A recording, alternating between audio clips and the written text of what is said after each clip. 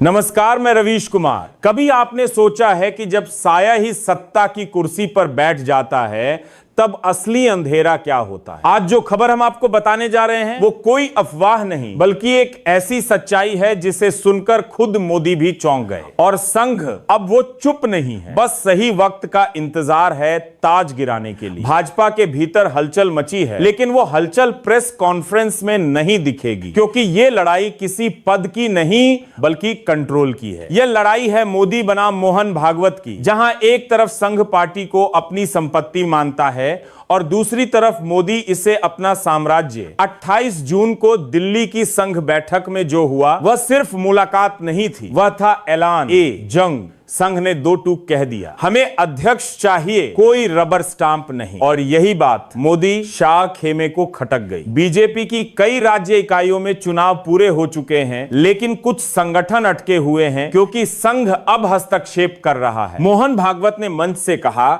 नेताओं को 75 के बाद राजनीति छोड़ देनी चाहिए। नाम नहीं लिया गया, पर चोट जहां पहुंचनी थी वहां पहुंच गई। मोदी खेमे को यह संकेत अच्छे से समझ आ गया होगा। क्या अगला बीजेपी अध्यक्ष वो होगा जो संघ की नर्सरी से निकला हो, या फिर कोई जिसे दिल्ली दरबार ने चुना हो? संघ के पुराने नेता जैसे अजीत जोशी अब बैक चैनल एक्टिव हो गए हैं, लेकिन मोदी वही पुराना स्टाइल दिखा रहा है। मेरी बात थी अंत। यही रुख आज पार्टी के भीतर की चिंगारी को आग बना रहा है। जब मोहन भागवत खुद प्रधानमंत्री आवास पहुंचे तो मीडिया ने उसे ऐतिहासिक बना दिया, लेकिन जो सत्ता की भाषा पढ़ते हैं वो जानते हैं कि ये एक खाली हाथ लौटी चेतावनी थी। अब संघ अपने संदेश सीधे मंच से दे रहा है। विचारधारा पर कब्जे की लड़ाई में संघ का कहना साफ है, हम कोई राजनीतिक संगठन नहीं है, लेकिन जब संगठन पर खतरा हो तो हम चुप नहीं रह सकते। मोदी की वन मैन आर्मी वाली बीजेपी अब संघ के अनुशासन के सामने खड़ी है। संगठन के पुराने लोग याद कर रहे हैं जब मोदी ने संघ के सुझाव को ठुकराया था, जैसे संजय जोशी के मामले में, तब दरार थी और आज दीवार है। संघ की शाखाओं में अब तालियां नहीं बजती, सिर्फ आरती होती है। कर्नाटक, यूपी, महाराष्ट्र, हर राज्य में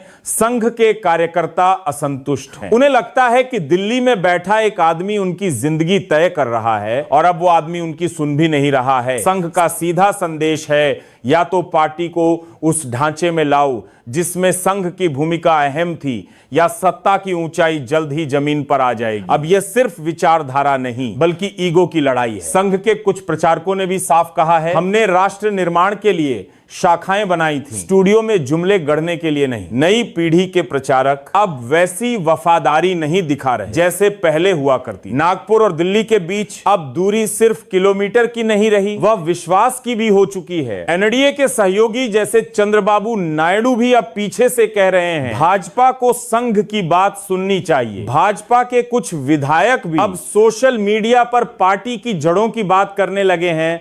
संकेत साफ हैं, अब अग्नि परीक्षा सामने है। अगर मोदी संघ की बात मानते हैं तो वन मैन शो को विराम मिलेगा, अगर नहीं तो यह शो एक दिन अचानक ऑफ एयर हो जाएगा।